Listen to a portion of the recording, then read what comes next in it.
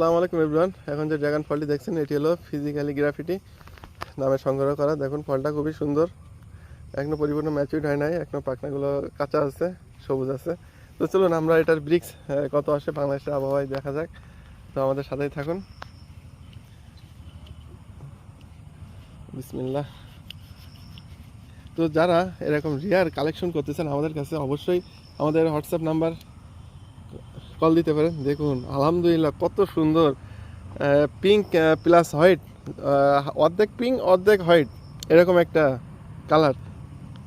দেখুন কত সুন্দর, পরিপূর্ণ পিঙ্ক না আবার পরিপূর্ণ সাদা না। দেখুন কালারটা কত সুন্দর।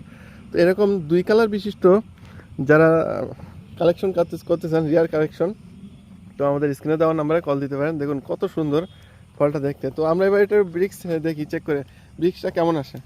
তো আমাদের সাথেই থাকুন। ফলটা যথেষ্ট বড় আর যথেষ্ট জুসি, দেখুন, আর দেখতেও ইউনিক।